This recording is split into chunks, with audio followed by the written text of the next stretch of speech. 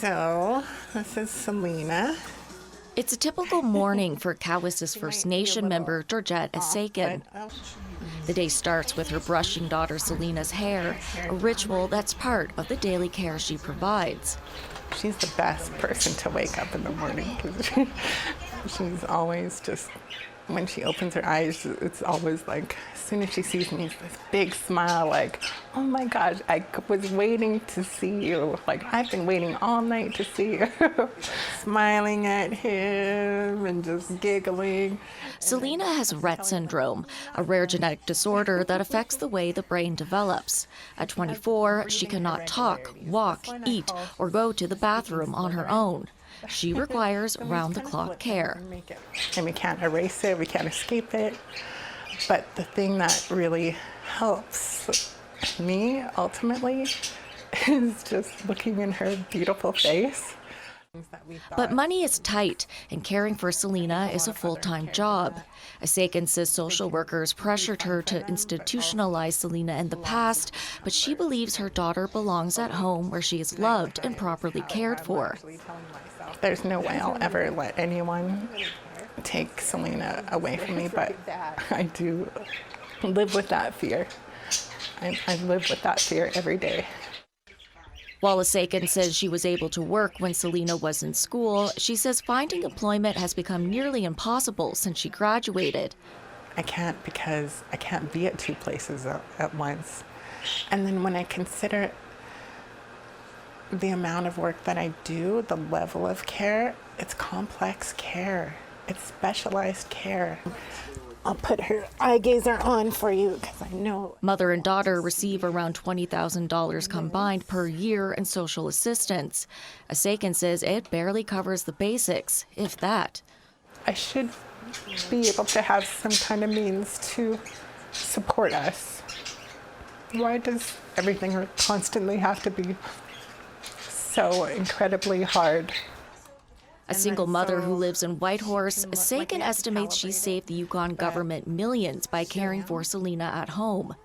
She says she's asked the territory if it would pay her for that care, but was told no due to concerns about abuse of the system. Aisaican says she's barely able to hold her family's head above water. Why are we still struggling? This is worthwhile work that deserves to be compensated fairly. About half of caregivers have experienced financial distress. This advocate says while some provinces offer paid caregiving programs, supports vary depending on jurisdiction, and for many caregivers, the financial burden of caregiving typically falls on caregivers themselves. The situation out there is not great for caregivers right now. Earlier this year, nonprofit organization the Canadian Centre for Caregiving Excellence released its national caregiving strategy.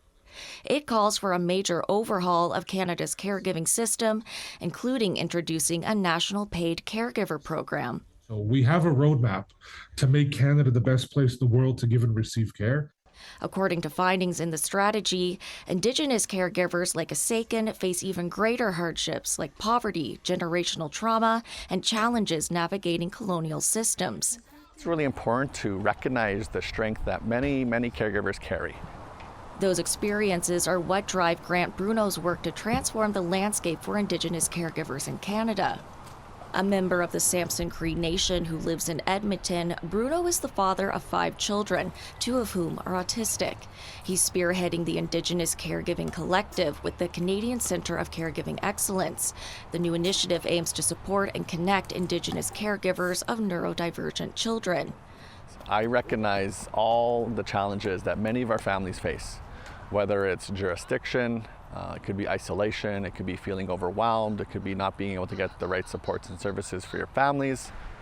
While the program is tailored for caregivers of children, its broader vision includes supporting and connecting caregivers and care recipients of all ages.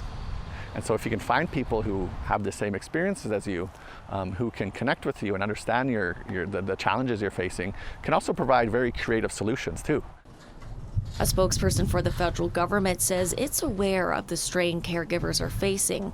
They noted several existing supports, like the non-refundable Canada Caregiver Tax Credit, but acknowledge none provide direct compensation.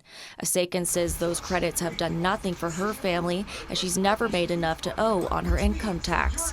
It's just a token. It's just a figment of our imagination that was put there, and we're told it's there, but who can touch it?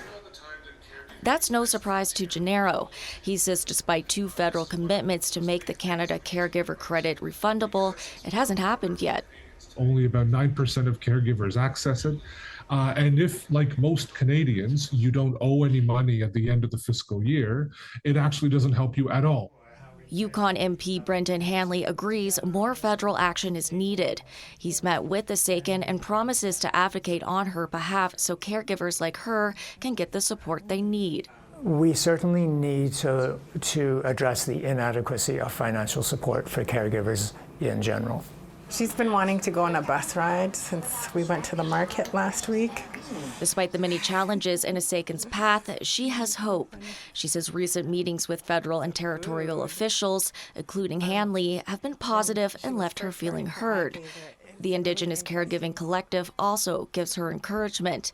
But until there's a future where caregivers are recognized for the work they do, Aisaican says she'll keep pushing for herself and her daughter.